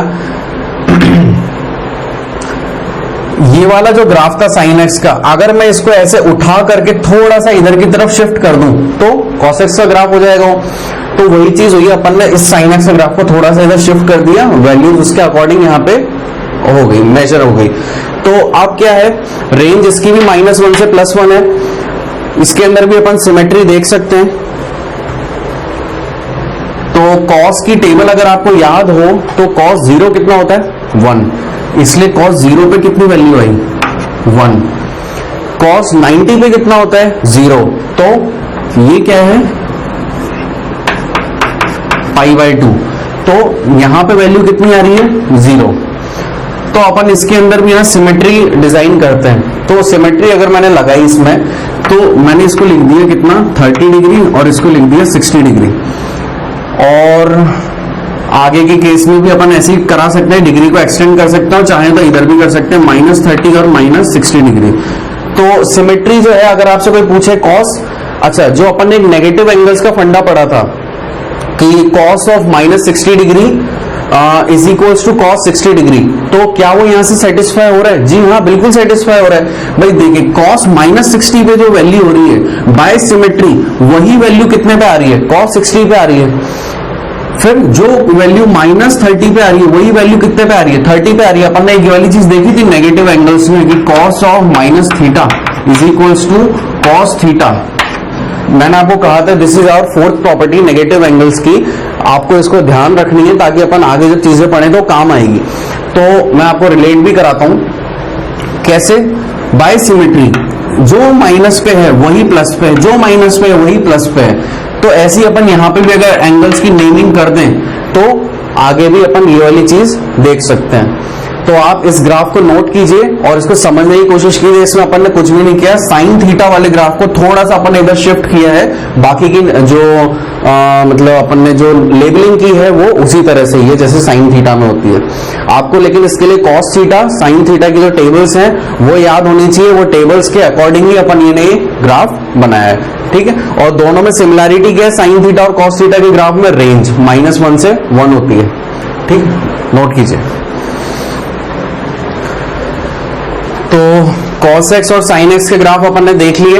अब अपन आगे मूव करते हैं कुछ ट्रिग्नोमेट्रिक रेशोज के ऊपर।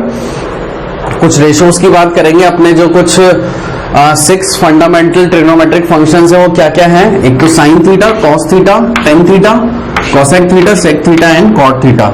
तो इनमें आपको रिलेशन भी पता है साइन और कोसेक में। कोसेक थीटा को अपन लिख सकते हैं 1 बाय साइन थीटा और सेक को 1 बाय कॉस, सिमिलरली कॉट को 1 बाय टेन। और इसको अपन रिवर्स भी कर सकते हैं भाई, अगर मैं टेन थीटा को यहाँ ले आऊं तो 1 बाय कॉट थीटा हो जाएगा, कॉस को यहाँ ले आऊं तो 1 बाय सेक थीटा हो जाएगा। तो अपन रिवर्स लिख सकते हैं इसको, ठीक है। अब ये जो चीजें लिखी हुई है P upon H, B upon H, B upon V, ये सब क्या है? बेसिकली ये सब आई है इस ट्राइंगल से, राइट एंगल ट्राइंगल से। इसमें अपन क्या करते हैं, पाइथागोरस थ्योरम अप्लाई करेंगे आने वाले टाइम में, लेकिन अभी अपन देखते हैं राइट एंगल ट्राइंगल में क्या चीजें हैं जो अपने को समझनी है। यहां पे ये लिखा हुआ है P, P का मतलब होता है क्या? Perpendicular.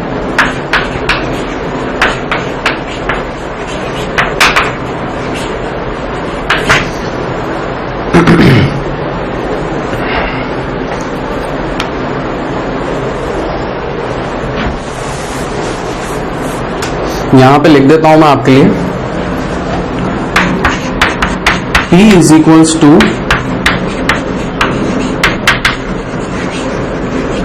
Perpendicular, B is equals to base और H होता है क्या आपका? हाइपोटेनियस। तो इसमें क्या होता है, एक 90 डिग्री अपना होना ही चाहिए। राइट एंगल ट्राइंगल है तो एक 90 डिग्री अपना कंपलसरी होता है, एक थीटा होता है। तो एक रूल है कि थीटा के जो जस्ट सामने वाला चीज होती है वो परपेंडिकुलर होती है। थीटा के जस्ट सामने, जो थीटा के बिल्कुल सामने फेस कर रहा है वो अपना क्या होता है? परपेंडिकुलर होता है।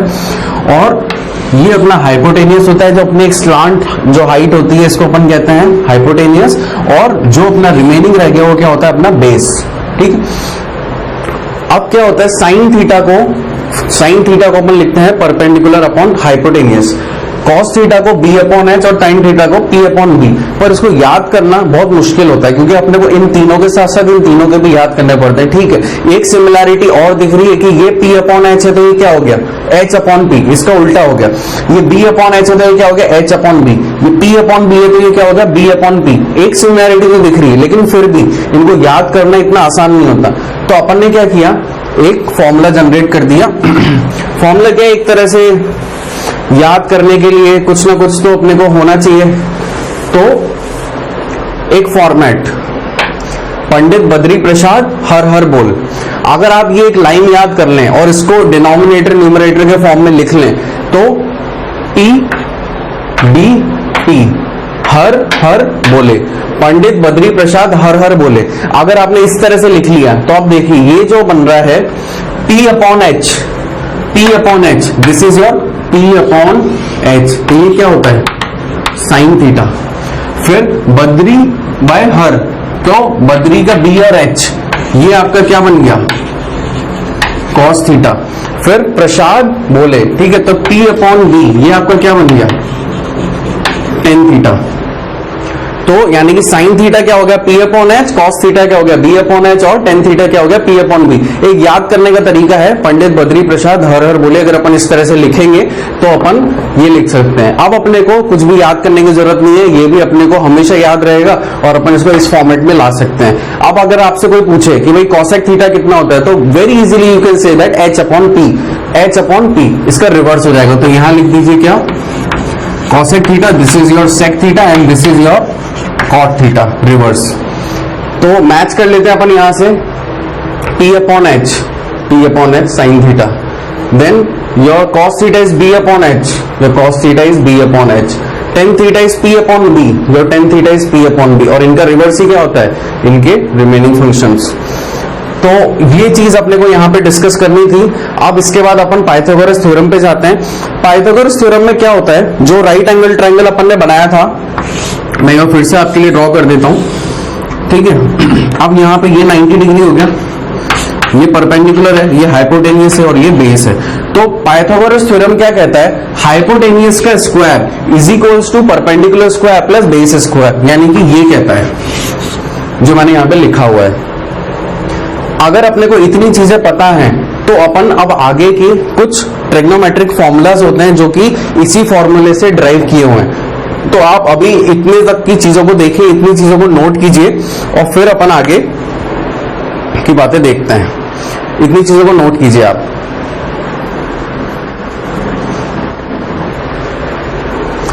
चलो तो अब देखते हैं अपन इससे रिलेटेड एक एग्जांपल देखते हैं, ताकि अपने को कुछ चीज समझ में आ रही है नहीं आ रही पता तो चलता जाए। फिर अपन चीजों को समराइज करेंगे एक बार कि अपन ने क्या क्या चीजें पढ़ी हैं। अब ये एक एग्जांपल है, इसमें क्या एक राइट एंगल ट्रायंगल आपको दे रखा है। अब हाइपोटेनियस परपेंडिकुलर ऑफ बेस इसमें मार्क किया हुआ है कि कौन सी चीज कितनी है। तो अपन यहाँ पे क्या कर सकते हैं, यहाँ पे अपने से पूछ रहा है कि साइन थीटा क्या होता है, कॉस थीटा क्या होता है और टेन थीटा क्या होता है। तो अपने को बहुत अच्छे से पता है एक फॉर्मूला जो अपन ने अभी भी पढ़ा, पंडित बद्री प्रसाद हर बोल, ये अपन ने पढ़ लिया। ये साइन थीटा कॉस थीटा है टेन थीटा। तो अपने से पूछ क्या रहा है साइन थीटा। साइन थीटा होता है क्या है, परपेंडिकुलर अपॉन हाइपोटेनियस। तो यहाँ पे परपेंडिकुलर क्या, मैंने कहा था थीटा के जस्ट सामने वाला क्या होता है, परपेंडिकुलर होता है। तो यहाँ पे अपन लिख सकते हैं sine theta is equals to P upon H, और पी अपने पास कितना है डायग्राम से 5 सेंटीमीटर, हाइपोटेनस कितनी है 13। So our answer will be 5/13। तो ये आपका साइन थीटा आ गया। उसके बाद अपने से क्या पूछा, कॉस थीटा। कॉस थीटा क्या होता है, बी अपॉन एच। तो अपन यहाँ पे लिख सकते हैं cos theta is equals to B upon H. B अपने पास कितना है 12 सेंटीमीटर और हाइपोटेनस कितनी है 13 सेंटीमीटर। तो आवर आंसर विल बी 12/13। फिर टेन थीटा, टेन थीटा होता है पी अपॉन बी, यानी कि परपेंडिकुलर अपॉन बेस। तो वो भी अपन यहां पे आसानी से लिख देंगे। ये कितना होता है अपना 5/12। अच्छा, अब इसमें एक और चीज देखिए, मैंने आपको बताया था टेन थीटा का एक formula sine theta upon cos theta. तो जरूरी नहीं है हर बार अपन इसी से करें। अगर आपको साइन और कॉस आपने ऑलरेडी निकाला हुआ है तो आप टेन थीटा निकाल सकते हैं। देखो साइन थीटा आपने कितना निकाला था 5/13। अब मैंने क्या बोला, sign theta by cos theta आपका टेन थीटा होता है। तो कॉस थीटा आपका कितना आता है 12/13। तो 13 से 13 कैंसिल आउट हुआ, बचा गया आपके पास 5/12। और क्या देखो आपने यही निकाला है टेन थीटा का आंसर। तो दोनों तरह से अपन आंसर टैली कर सकते हैं अपना। तो इतनी चीजों को नोट कीजिए, फिर अपन आगे की प्रॉपर्टीज देखते हैं इसके अंदर। यह ऐसा करते हैं, अभी इस क्वेश्चन के बाद अपन एक नई चीज देखते हैं। अभी तक अपन ने कितना एंगलों में बात करी, 30, 45, 60, 90।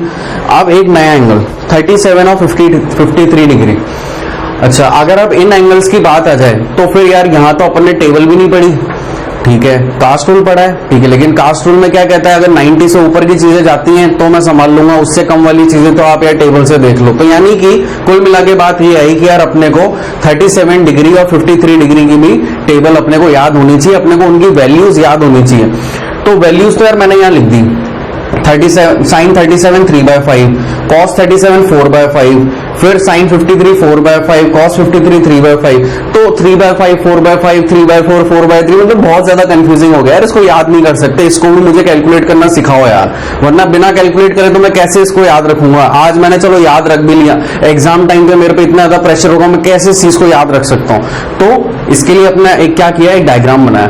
ये डायग्राम अगर अपन कभी नहीं भूलेंगे तो ये सब वैल्यू बहुत इजीली कैलकुलेट होंगी, यकीन मानिए। अपन ने इससे पहले जो एग्जाम्पल किया था वो किया ही इसलिए था ताकि अपने को ये वैल्यूज निकालने में दिक्कत नहीं है।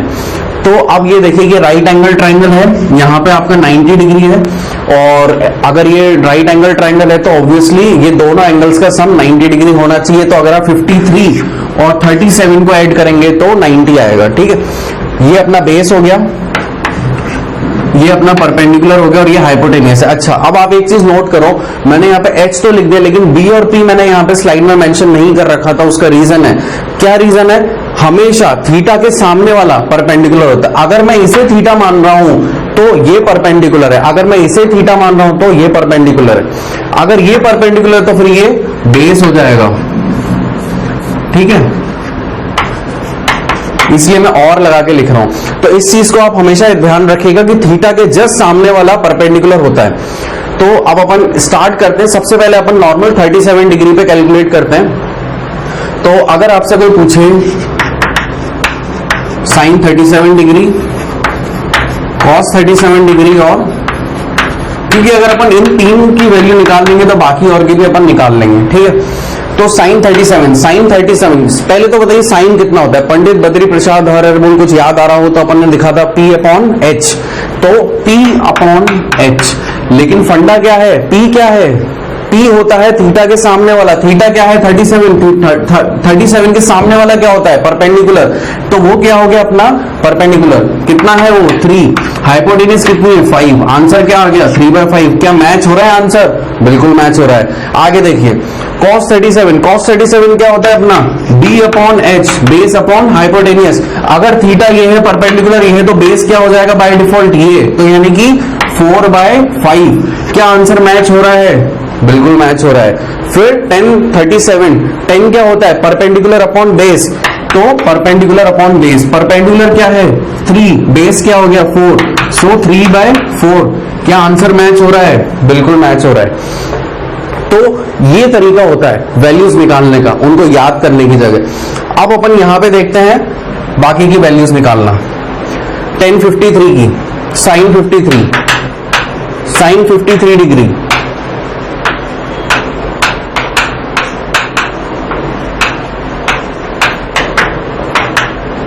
सेम वही तरीका है अपना कैलकुलेट करने का। साइन थीटा होता है कितना है परपेंडिकुलर अपॉन हाइपोटेनियस। तो अब थीटा क्या है और थीटा के सामने वाला क्या है, थीटा के सामने वाला परपेंडिकुलर है, तो इस केस में ये परपेंडिकुलर हो जाएगा और ये क्या हो जाएगा बेस। ठीक है, तो यहां पे बेस अपना कितना हो गया 3 और परपेंडिकुलर कितना हो गया 4, तो P अपॉन एच, तो क्या है अपना P 4/5, 4/5 वैल्यू मैच हो रही है। फिर cos 53 ये होता है कि अपना क्या बेस अपॉन हाइपोटेन्यूज, बेस अपना कितना है 3, हाइपोटेन्यूज कितनी 5, सो 3/5 वैल्यू मैच हो रही है। सिमिलरली 1053 होता है अपना कितना परपेंडिकुलर अपॉन बेस, परपेंडिकुलर कितना है अपना 4 और बेस कितना है 3, सो दैट शुड बी 4/3। क्या 4/3 आंसर आ रहा है, बिल्कुल आ रहा है। तो अपन ने क्या किया, एक ट्राइंगल को डिनोट करके उसमें एंगल्स मार्क करके और अपने पूरा का पूरा एक ट्राइंगल से अपन ने 6 वैल्यूज कैलकुलेट कर ली और एक भी वैल्यू अपने को याद रखने की जरूरत नहीं पड़ी है। तो अपने को बस ये याद रखना है। अच्छा, इस डायग्राम के अंदर भी क्या चीज है जो हमेशा अपने को याद रखनी है, थीटा के जस्ट सामने वाला जो पार्ट होगा वो क्या होगा अपना परपेंडिकुलर, इतना सा ध्यान रखना है। वरना क्या बच्चों को इतना सब आते हुए भी वो परपेंडिकुलर गलत ले लेते हैं, बेस गलत ले लेते हैं, तो आंसर सारे के सारे गलत आते हैं। जब थीटा ये है तो परपेंडिकुलर ये होगा, बेस ये होगा। अगर थीटा ये है तो परपेंडिकुलर ये होगा और बेस ये होगा। इतनी सी चीज अपने को ध्यान रखनी है और आप इतनी चीजों को नोट कीजिए और नोट करते टाइम भी आप इसको खुद बनाने की कोशिश कीजिए ताकि आपको दोबारा ये याद करने की जरूरत नहीं हो। ठीक है, इतनी चीज देखिए फिर अपन आगे देखते हो। तो अब अपन करते हैं कुछ एग्जांपल्स जिससे अपने को और थोड़ा सा ट्रिग्नोमेट्री की फील आएगी कि भैया कैसे टेबल यूटिलाइज हो रही है, कैसे और जो जितनी भी चीजें अभी तक अपन ने पढ़ी हैं कैसे यूज हो रही हैं। अब ये क्वेश्चन है, आपसे पूछ रहा है sin 30 प्लस cos 60 कितना होता है। तो आपको टेबल याद है, आप इजीली लिख सकते हो भाई sin 30 होता है हाफ, cos 60 भी क्या होता है हाफ, तो ये आंसर क्या आ गया 1। ठीक है, अब अगर किसी को cos 60 याद नहीं है तो यार ऑब्वियसली आपको टेबल पे जाना पड़ेगा और तब आपको चीजें देखनी पड़ेंगी। ठीक है, फिर यहां पे आता है sin 0 cos 0, तो sin 0 कितना होता है 0, लेकिन cos 0 कितना होता है 1, तो आंसर क्या आ गया -1। ठीक है, फिर इसके आगे अपन और क्वेश्चन देखें तो 1045 माइनस 1037 डिग्री, तो वही 1045 तो 1 होता है और 1037 डिग्री अपना कितना होता है 3/4। अपन ने अभी निकालना सीखा है 37 डिग्री में कैसे कैलकुलेट करते हैं, तो एलसीएम मिल गया इसको 1/4। ठीक है, फिर इधर क्या है sin 390, तो sin 390 को अब अपन लिखने का तरीका देखें तो फिर अपन n पाई प्लस माइनस थीटा से कर सकते हैं। तो मैं इसको ऐसे लिख देता हूं sin 360 डिग्री प्लस 30 डिग्री, यानी कि मैंने क्या लिखा sin 2 पाई प्लस थीटा। तो sin 2 पाई प्लस थीटा क्या होता है sin थीटा, ठीक है। फिर भी चलो मेरे को तो ये याद ही नहीं है कि साइन 2 पाई प्लस थीटा क्या होता है, तो मैं इसको नॉर्मली देखना चाहता हूँ। यार इवन पीरियड है तो फंक्शन तो सेम रहेगा, और क्वाड्रेंट कौन सा आएगा 360 प्लस थीटा, यानी कि फर्स्ट क्वाड्रेंट में क्या होता है ऑल पॉजिटिव, तो that means sine 30 degree. Sine 30 कितना होता है हाफ, आंसर। ठीक है। फिर अगला cos 405 डिग्री, तो इसको भी मुझे ब्रेक करना पड़ेगा, और ब्रेक करके इसको मैं क्या लिख सकता हूं 360 प्लस 45 डिग्री। क्या ये 405 बन रहा है भाई? हाँ ये 405 बन रहा है। ठीक है चलो, तो अब 360 यानी कि फिर से वही 2 पाई प्लस थीटा वाली बात होगी, तो यानी कि cos थीटा ही रहेगा, तो cos 45 होता कितना है 1/√2। देन tan 420 डिग्री, tan 420 इसको मेरे को ब्रेक करना पड़ेगा, सो tan 360 प्लस 60 डिग्री लिखना सही रहेगा। हाँ भाई ये 420 बन रहा है इस तरह से, तो वही 2n पाई प्लस थीटा वाली चीज आ रही है, तो यहां पे भी क्या होगा, वहां पे tan भी पॉजिटिव होता है, तो tan 60 डिग्री, तो tan 60 डिग्री क्या होता है, tan 60 होता है 1/√3, नहीं ये tan 30 होता है, तो √3 होता है अपना tan 60। चलो यहाँ पे अपने को दो केस आ रहे हैं कि भाई टेबल भी याद नहीं है, और लेकिन अपने को तरीका तो आता है, तो अपन इसको और कैसे ब्रेक कर सकते हैं, tan 90 - 30 ऐसे भी अपन ब्रेक कर सकते हैं, तो उसमें क्या आएगा cot 30 आएगा, तो cot 30 की वैल्यू कितनी होती है √3। ठीक है, तो तरीके बहुत सारे हैं कैलकुलेट करने के, और क्वेश्चंस देखते हैं अपन आगे। साइन 150 ऑलरेडी अपन इसी लेक्चर में अपन ने जब शुरुआत में अपन कुछ पढ़ रहे थे तब ये वाली टर्म आई थी साइन 150, तो अपन ने इसको लिखा था साइन 180 - 30 डिग्री।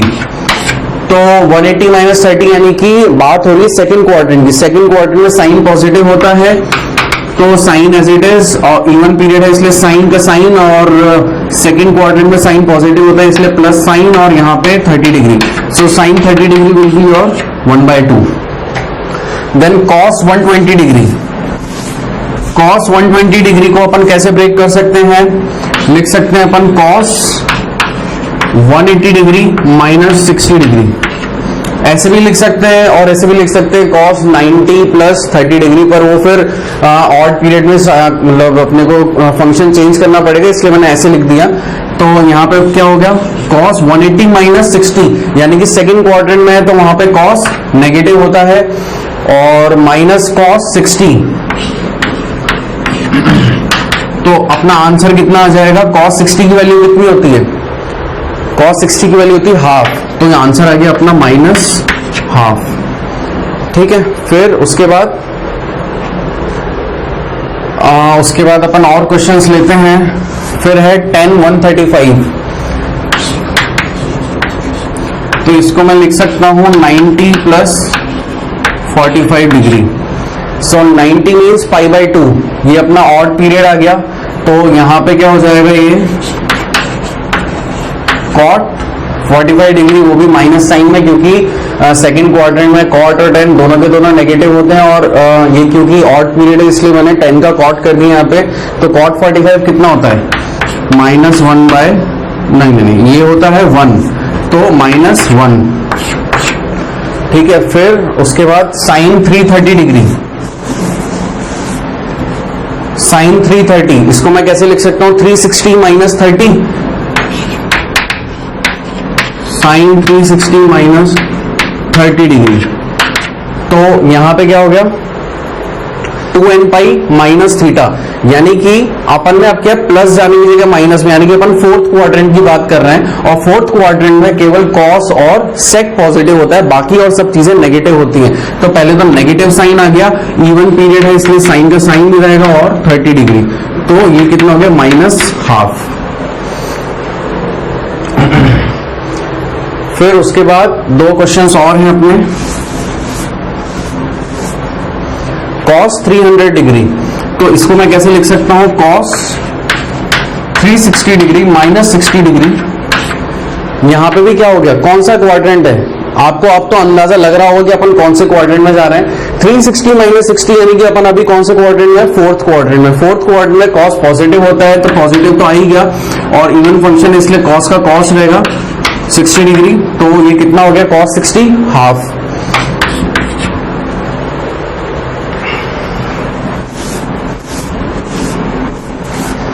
देन अगला फंक्शन है अपना साइन ऑफ माइनस 30 डिग्री। तो माइनस 30 है तो अपन नेगेटिव एंगल्स का अपन ने फॉर्मूला पढ़ा था, अपन माइनस को बाहर ले सकते हैं, तो मैं इसको ऐसा लिख सकता हूं माइनस साइन 30 डिग्री, ठीक है। और साइन 30 कितना होता है हाफ, तो minus half, direct answer. Then will move on to another question. यहां पे क्या लिखा हुआ है कॉस ऑफ माइनस 60, तो cos of minus theta is equal to cos theta होता है, तो इसको मैं लिख सकता हूं ऐसे कॉस 60 डिग्री। कॉस 60 होता कितना है 1/2। Then tan of minus 45 degree, तो tan of minus theta is equal to minus 10 theta होता है, तो माइनस का 10 45 डिग्री, इसको ऐसे लिख सकता हूं मैं, तो 10 45 कितना होता है 1, तो माइनस साइन बाहर था तो माइनस 1 हो गया। एक लास्ट क्वेश्चन है, ये फिर से क्वेश्चन रिपीट हो रहा है, बस इसमें साइन आ गया, तो साइन 150 और माइनस को मैंने बाहर ले लिया। तो अपने को पता है जो साइन 30 की वैल्यू होती है वही साइन 150 की वैल्यू होती है। साइन 150 की वैल्यू अपन ऑलरेडी कैलकुलेट कर चुके हैं, जो कि कितनी थी हाफ, तो ये कितना हो जाएगा माइनस हाफ, ठीक है। इस तरह से अपन ने कुछ क्वेश्चंस लगाए। अब इसके आगे अपन कुछ ट्रिग्नोमेट्रिक आइडेंटिटीज होती हैं, कुछ बेसिक आइडेंटिटीज, उनको अपन पूरा करेंगे, उसके बाद फिर अपन और चीजें देखेंगे। मेरे ख्याल से अपन जब ट्रिग्नोमेट्रिक आइडेंटिटीज पूरी कर लेंगे, कुछ फॉर्मुलेस देख लेंगे, तो अपना ट्रिग्नोमेट्री में जितना भी अपन ने मतलब सब टॉपिक्स अपने को देखने तो सारे के सारे कवर अप हो जाएंगे। तो आप इतने क्वेश्चंस को एक बार देखिए, फिर अपन आगे की चीज देखते हैं। तो अपन ने जितनी भी चीजें अभी तक पढ़ ली हैं, अपन एक बार उन्हीं को समराइज करते हैं, क्योंकि आगे अपने को अब क्या करना है, ट्रिग्नोमेट्रिक आइडेंटिटीज देखनी है। उसमें अपने कुछ फॉर्मुलेज होते हैं, sine square theta plus cos square theta is equals to 1 and so on and so forth. There are some product formula, there are some angles formula, sum and product formula together, तो half angle formulas कुछ हैं जो अपन आगे देखेंगे। तो बाकी चीजें अपन आगे देखेंगे, लेकिन अभी अपन ने जितना पढ़ लिया, अपन एक बार उतनी चीज को समराइज करते हैं। अपन ने स्टार्टिंग करी थी लॉग के कुछ एग्जांपल्स के साथ, जो अपन ने प्रॉपर्टीज की बेस पे कुछ एग्जांपल्स देखे थे। उसके बाद अपन ने ट्रिग्नोमेट्री में एंगल्स निकालना सीखा कि भाई एंगल्स रेडियंस में होते हैं, डिग्री में होते हैं, सेक्साडेसिमल सिस्टम देखा और सर्कुलर सिस्टम देखा। फिर अपन ने ये देखा अगर अपने पास रेडियन में है कोई एंगल, तो अपन उसको डिग्री में कैसे कन्वर्ट करें, या डिग्री में अगर कोई एंगल है तो उसको रेडियन में कैसे कन्वर्ट करें। मूविंग फॉरवर्ड अपन ने कुछ कास्ट रूल के बारे में पढ़ा। भाई टेबल बनाई अपन ने सारे के सारे ट्रिग्नोमेट्रिक फंक्शंस की, बड़ा इजी सा अपन ने एक फंडा निकाला, 0 1 2 3 4 लिख दिया, सबको 4 से डिवाइड किया, अंडर रूट ले लिया, तो एक अपनी टेबल क्रिएट होगी साइन की। सिमिलरली अपन ने डिफरेंट फंक्शंस की टेबल जनरेट करी। कास्ट रूल का और ट्रिग्नोमेट्रिक टेबल का क्या अंतर था, 0 से 90 तक की वैल्यूज तो आपको टेबल से मिल जाएगी, उसके बाद की वैल्यूज अगर आपको चाहिए तो आपको कास्ट रूल आना चाहिए। क्यों, कास्ट रूल में अपन ने क्या किया, क्वाड्रेंट डिफाइन किए 1 2 3 4, और उसके अकॉर्डिंग अपन ने प्लस और माइनस साइन देखे कि भाई कैसे अलग अलग फंक्शंस के लिए चेंज होते हैं। फिर अपन ने क्या किया, आगे बढ़े तो अपन ने 4 पॉइंट्स देखे, जिसमें n पाई प्लस माइनस थीटा से रिलेटेड अपन ने कुछ फंक्शंस के वैल्यूज भी देखी। नेगेटिव एंगल्स के बारे में अपन ने देखा।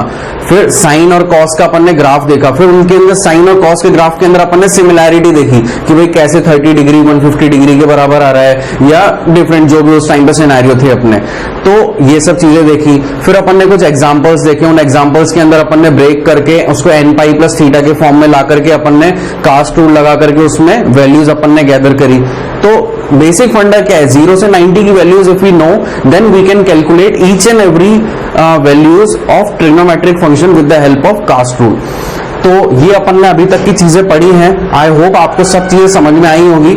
आप इसको एक बार फिर से रिवाइज कीजिएगा, और नेक्स्ट टर्न पे अपन ट्रिग्नोमेट्रिक आइडेंटिटीज को डिराइव करेंगे, और कोई भी चीज अपन ने अभी तक भी याद नहीं करी और अपन आगे भी याद नहीं करेंगे।